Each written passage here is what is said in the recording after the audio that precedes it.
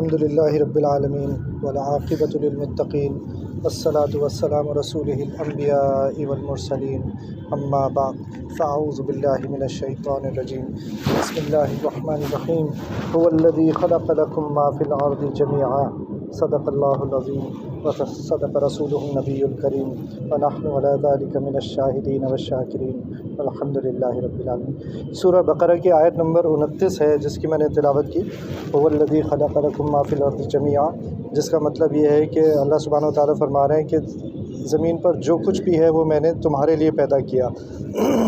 یعنی انسان کو اللہ تعالیٰ مخاطب ہیں اور انسان سے فرما رہے ہیں کہ جو کچھ زمین میں ہے وہ تمہارے لیے پیدا کیا۔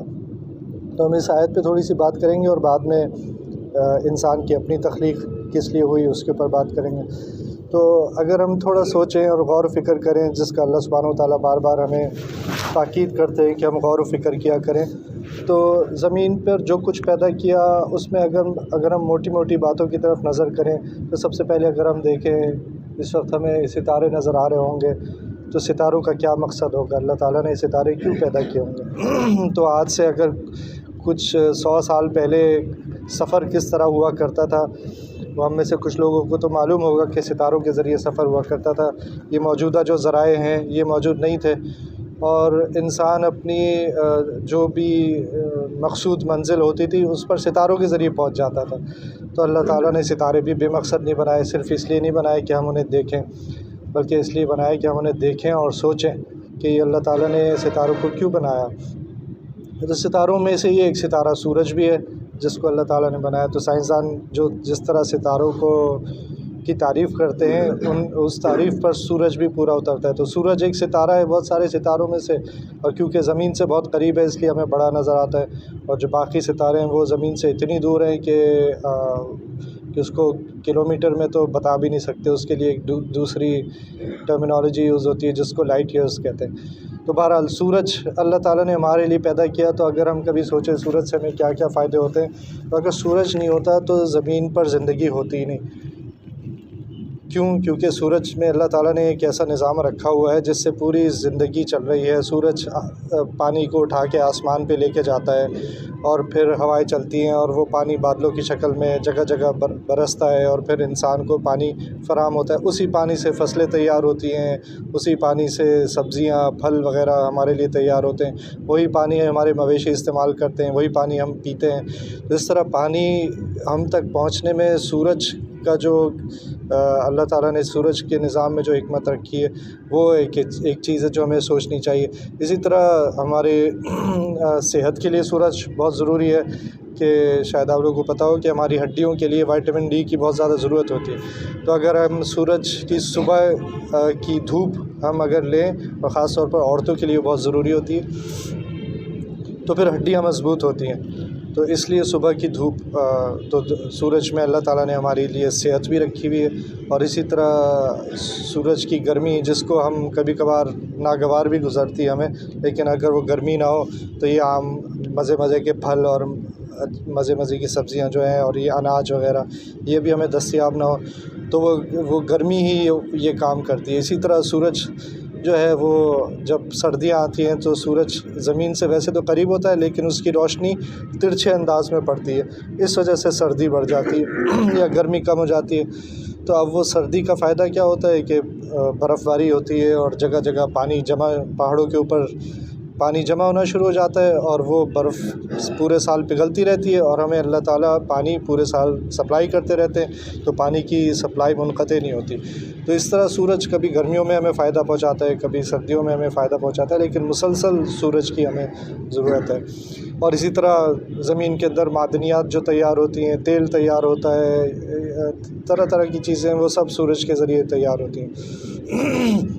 پھر یہ ہے کہ ہم نے ستاروں کے بارے میں سوچا، سورج کے بارے میں سوچا، پانی کے بارے میں سوچا کہ پانی جو ہم اتنا افسوس کی بات ہے کہ اس کو ضائع کر دیتے ہیں، یہ کتنی بڑی نعمت ہے۔ اور پانی کے بغیر ہم سوچیں کہ کیا اگر ہم باتھ روم چلے جائیں اور باتھ روم میں پانی نہ ہو، ہم نل کھولیں اچانک پتہ چلے پانی نہیں ہے تو کتنی تکلیف ہوگی۔ ابھی تو پینے کی تو بات ہی نہیں کر رہے، پینا تو اور بھی زیادہ ہمارے لیے ضروری ہے، لیکن پانی کتنی بڑی نعمت ہے ہم کبھی اس بارے میں سوچتے ہی نہیں۔ تو ہمیں تو ہر وقت اللہ سبحانہ و تعالیٰ کا شکر ادا کرتے رہنا چاہیے کہ اللہ تعالیٰ ہمیں پانی دیتے ہیں اور بغیر استحقاق کے دیتے ہیں، تو پانی ہمارے لیے اتنا ضروری ہے۔ اچھا، پھر یہ کہ ہم اگر اور آسمان کی طرف دیکھیں تو ہمیں چاند بھی نظر آئے گا، تو چاند کا کیا مقصد ہے؟ تو پتہ چلا چاند بھی بے مقصد اللہ تعالیٰ نے کچھ بھی نہیں بنایا۔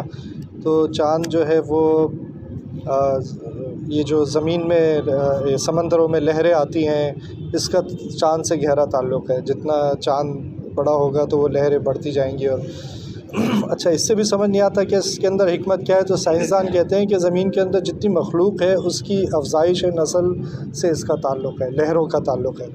جب لہریں تو یہ جو زمین کی سمندر کی مخلوق ہے، مچھلیاں وغیرہ، یہ اپنے انڈے خاص وقتوں میں دیتی ہیں جب لہروں کا ایک بڑھاؤ اور گراؤ ہو رہا ہو، تو وہ ان کے لیے وہ خاص وقت مقرر ہے۔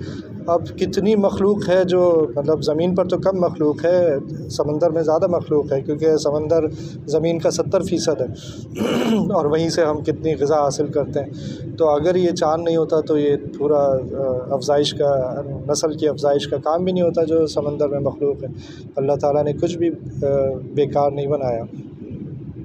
اسی طرح یہ زمین ہے، اگر ہم زمین کے بارے میں سوچیں تو ہمارا تو سب کچھ زمین کے اندر ہی ہے، ہمیں جو کچھ ملتا ہے زمین سے ہی ملتا ہے، ہمیں سبزیاں زمین سے ملتی ہیں، ہمیں جانور مویشی زمین سے ملتے ہیں، ہمیں یہ تیل زمین سے ملتا ہے، اس کے علاوہ سونا ہو گیا، چاندی ہو گئی، جتنی بھی دھاتیں ہیں وہ سب کچھ۔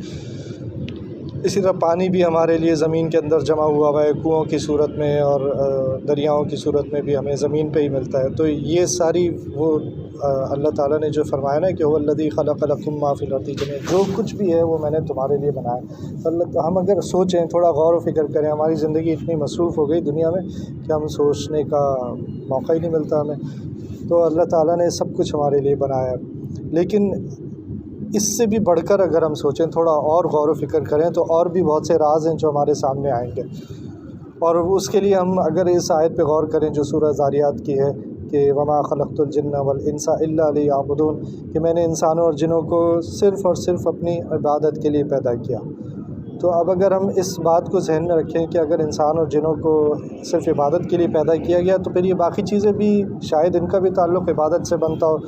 اس پر ہم سوچنا شروع کریں گے تو پھر ہم وہ جو اللہ سبحانہ و تعالیٰ فرماتے ہیں نا قرآن شریف میں کہ اللہ سبحانہ و تعالیٰ کی تخلیق میں غور و فکر کیا کرو، یا ان لوگوں کی تعریف بھی فرماتے ہیں الذین یتفکرون فی خلق السماوات والارض، ان لوگوں کی تعریف فرماتے ہیں جو اللہ تعالیٰ کی تخلیق میں غور و فکر کرتے ہیں۔ تو اگر ہم آسمان کی طرف دیکھیں اور ستاروں کی طرف دیکھیں تو اور تھوڑی دیر سوچیں کہ یہ سب کیا ہے، تو ہمارے پاس کوئی جواب نہیں آئے گا، تو ہم تھوڑا پریشان ہو جائیں گے کہ یہ کیا ہے، یہ سب کس لیے بنایا، کس نے بنایا، کیوں بنایا۔ ہمارے پاس جواب نہیں آئے گا تو ایک جواب ضرور آ جائے گا کہ کوئی ہے قادر مطلق ہے جس نے یہ سب کچھ بنایا ہے، اور کسی ایسا نہیں ہو سکتا کہ بلا وجہ بنایا ہو، تو کوئی نہ کوئی وجہ ہے۔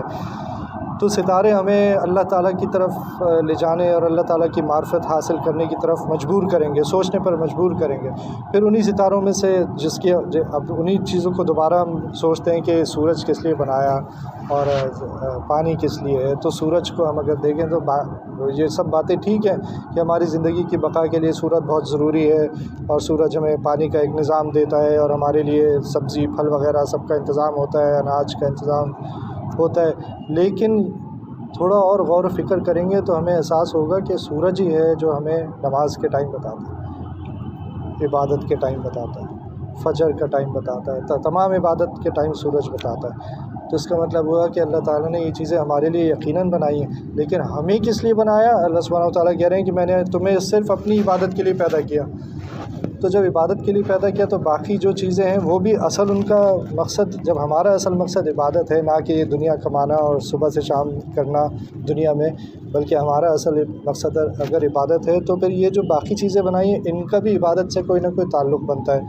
تو ثابت ہوا کہ سورج کا تو بالکل براہ راست تعلق ہے کہ وہ ہمیں عبادت کے ٹائم بتاتا ہے۔ اور اسی طرح پھر چاند کے اوپر غور و فکر کریں تو چاند بھی ہمیں عبادت کے مہینے بتاتا ہے۔ ہم رمضان کیسے پہچانتے ہیں؟ چاند کو دیکھ کر۔ ہم ذی الحجہ کیسے پہچانتے ہیں؟ چاند کو دیکھ کر۔ تو صرف یہ نہیں کہ یہ عبادت کے مہینے بتاتا ہے چاند، بلکہ پورے سال میں ان مہینوں کو گھماتا ہے۔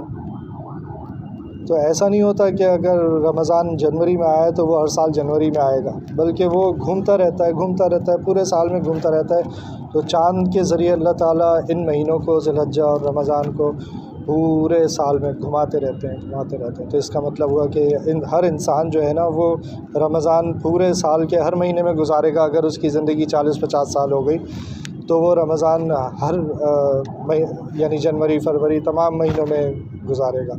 تو اس طرح ثابت ہوا کہ چاند بھی ہمیں عبادت کے راستے دکھا رہا ہے۔ اسی طرح پھر ہم غور و فکر کریں کہ ہم نے ابھی جتنی باتیں کی نا، پانی اور زمین اور سورج اور چاند، اسی طرح ہم غور و فکر پانی پہ کریں گے۔ پانی ٹھیک ہے، ہماری زندگی کے لیے ضروری ہے، سب کچھ ٹھیک ہے، لیکن یہ پانی ہے جس کے ذریعے ہم طہارت حاصل کرتے ہیں تو ہم نماز پڑھنے کے قابل ہو جاتے ہیں۔ اگر طہارت نہیں ہو تو نماز نہیں پڑھ سکتے، طہارت شرط ہے۔ تو ثابت ہوا کہ پانی ہماری زندگی کے لیے بہت ضروری ہے، ہم چند دن پانی کے بغیر نہیں رہ سکتے، لیکن یہ پانی ہے جو ہمیں پاک کرتا ہے۔ چاہے ہم وضو کریں، چاہے غسل کریں، یہ ہمیں پاک کرتا ہے اور پھر ہم نماز کے لیے تیار ہوتے ہیں۔ 5 دفعہ دن میں ضرور ہمیں پانی کی ضرورت پڑتی ہے۔ اور اسی طرح زمین کو دیکھ لیں کہ زمین ٹھیک ہے، اس میں ہم کھیتی باڑی کرتے ہیں، اس میں اپنی فیکٹریاں لگاتے ہیں، اس میں اپنے گھر بناتے ہیں، یہ سب کچھ ہے، لیکن اس زمین کے بارے میں نبی کریم صلی اللہ علیہ وسلم نے فرمایا، حدیث کا مفہوم ہے کہ پوری کی پوری زمین مسجد ہے۔ اللہ نے پوری زمین کو مسجد بنا دیا ہے، یعنی اب آپ کہیں بھی نماز پڑھ سکتے ہیں، حتیٰ کہ عین خانہ کعبہ کے اوپر کھڑے ہو کر بھی نماز پڑھی جا سکتی ہے۔ تو اب اس حدیث سے ہمیں کیا سمجھ آتا ہے کہ اصل مقصد تو انسان کا عبادت تھا، اور اللہ تعالیٰ نے زمین پر جو کہ ایک عارضی رہنے کی جگہ ہے، اس کو پوری کی پوری مسجد بنا دیا تاکہ انسان جہاں کہیں بھی ہو وہ اپنا اصل مقصد نہ بھولے اور اپنی عبادت سے جڑا رہے۔ تو اب دیکھیں کہ وہ تمام چیزیں جو یہ میں نے موٹی موٹی باتیں کی ہیں، ستارے، سورج، چاند، پانی، زمین، ان کی بات کی، تو یہ ہماری زندگی کا حصہ ہیں، لیکن یہ کہ ان کو اللہ تعالیٰ نے ایک نظام سے جوڑ دیا ہے، اور وہ نظام کون سا ہے؟ عبودیت کا نظام ہے، جس کے بارے میں اللہ تعالیٰ نے فرمایا کہ جس کے بارے میں فرمایا کہ وَمَا خَلَقْتُ الْجِنَّ وَالْإِنسَ إِلَّا لِيَعْبُدُونِ، کہ میں نے انسانوں اور جنوں کو اپنی عبادت کے لیے پیدا کیا۔ یہ سب باتیں ہم سوچ نہیں پاتے تو ہم اللہ تعالیٰ کی عظمت، ان کی کبریائی کو سمجھ نہیں پاتے، اور اللہ تعالیٰ کی کبریائی کو سمجھنے کے لیے ضروری ہے کہ ہم کچھ وقت نکالیں اور ان کے بارے میں سوچیں کہ اللہ کتنے عظیم ہیں، اللہ ہم سے کتنی محبت کرتے ہیں، اللہ تعالیٰ کی ذات کے بارے میں، ان کی صفات کے بارے میں سوچیں، کس طرح وہ ہمیں رات دن ہماری حفاظت فرماتے ہیں، ہمیں رزق فراہم کرتے ہیں۔ تو جب ہمیں اللہ تعالیٰ کی صفات کا ادراک ہوگا تو پھر ہم مسجدوں میں بھی جڑ جائیں گے اور عبادت میں ہمارا دل بھی لگنا شروع ہو جائے گا۔ اللہ تعالیٰ ایسے لوگوں کی تعریف بھی فرماتے ہیں، سورہ آل عمران میں ہے کہ الذین یتفکرون فی خلق السماوات والارض، اور پھر وہ کہتے ہیں کہ وما خلقت، کہ یا اللہ آپ نے کچھ بھی بیکار پیدا نہیں کیا، وما خلقت ھذا باطلا، آپ نے کوئی چیز بھی بیکار پیدا نہیں کی۔ تو بس یہ ساری باتیں جب ہم سوچیں گے نا کہ ہماری زندگی کا نظام اللہ تعالیٰ نے عبودیت سے یا عبادت سے جوڑا ہے، اور پورا نظام اس طرح بنایا ہے کہ ہمارے لیے عبادت آسان ہو جائے، اور تو پھر ہم انشاءاللہ عبادت پر آ جائیں گے۔ اب اتنا کچھ اللہ تعالیٰ نے کر دیا، پھر بھی ہم اگر عبادت سے نہیں جڑیں تو کتنی ناشکری ہو جائے گی، کتنا۔ اور حدیث میں آتا ہے کہ نماز کے لیے خصوصاً آتا ہے، حدیث کا مفہوم ہے کہ نماز ایمان اور کفر کے درمیان فرق کرنے والی چیز ہے، یعنی اگر کسی نے نماز چھوڑ دی تو وہ ایسا کافر تو نہیں ہوا، لیکن وہ ایسا عمل اس نے کر دیا جیسے اس نے کفر کر دیا۔ تو اللہ تعالیٰ ہم سب کو عبادت سے جڑنے کی اور اللہ تعالیٰ کے احکام پر عمل کرنے کی توفیق عطا فرمائے، مجھے بھی اور ہم سب کو۔ ربنا تقبل منا انك انت السميع العليم وتب علينا انك انت التواب الرحيم، وصلى الله تعالى على خير خلقه محمد وعلى آله وأصحابه أجمعين، آمين برحمتك يا رب۔